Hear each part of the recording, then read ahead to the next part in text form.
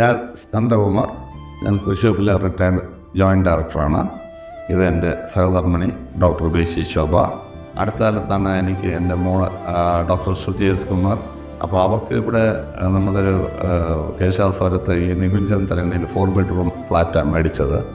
അപ്പോൾ അവർ സ്വാഭാവികമായിട്ടും builder interior ചെയ്യുന്ന കാര്യത്തിനെ കുറിച്ച് അറിയിച്ചപ്പോൾ ഞാൻ പറഞ്ഞു നമുക്ക് ഇൻറ്റീരിയർ ചെയ്യാൻ STC ആർക്കിടെക്ട്സ് തന്നെ ഉണ്ട്.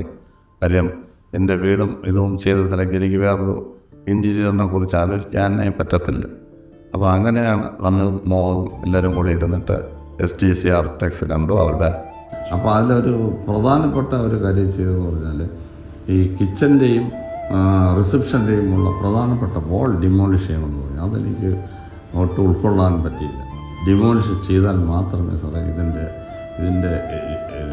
മൊത്തത്തിൽ തന്നെ വ്യൂ അല്ലേ മാറും, ബ്യൂട്ടി വരത്തുള്ളൂ എന്ന് പറയും. അത് പറയട്ടെ, വളരെ ഇതിൻ്റെ മോശമായതിന് അവർ പറഞ്ഞ പോലെ തന്നെ അങ്ങേയറ്റം ഈ ഫ്ലാറ്റിൻ്റെ മൊത്തം ഒരു അപ്പിയറൻസ് അങ്ങ് മാറുന്നില്ല. അത് കഴിഞ്ഞിട്ട് ഈ പറഞ്ഞ പോലെ ടീം വന്നിട്ട് അവരുടെ ലൈറ്റിംഗ് ആയാലും ഫർണിച്ചറായാലും ബാക്കി അകത്തുള്ള ഇൻറ്റീരിയർ ആയാലും പ്ലാന്റ്സ് ആയാലും കർട്ടൻസ് ആയാലും എവറി ആക്സസറീസ് അവരുടെ ആ ടീമിൻ്റെ നിർദ്ദേശാനുസരണം വളരെ ബ്യൂട്ടി ചെയ്യാറുണ്ട്. അല്ല ഹൗസ് വാമിങ്ങിന് തന്നെ ഈ നികുഞ്ചൻ തരങ്ങിയുടെ ഫൗണ്ടർ അവരുടെ ബിൽഡറും MD ഒക്കെ വരികയുണ്ട്. അവർ പറഞ്ഞു ഈ ആർക്കിടെക്ട് ആരാ ഇൻറ്റീരിയർ ചെയ്തതെന്ന് അവർ ഇങ്ങോട്ട് ചോദിക്കുക. കാര്യം അവർക്ക് കുറേ ആൾക്ക് ആ ഇൻറ്റീരിയേഴ്സ് ഇവിടെ പലരും ചെയ്യുന്നുണ്ട്, പല ഫേംസ് ചെയ്യുന്നുണ്ട്.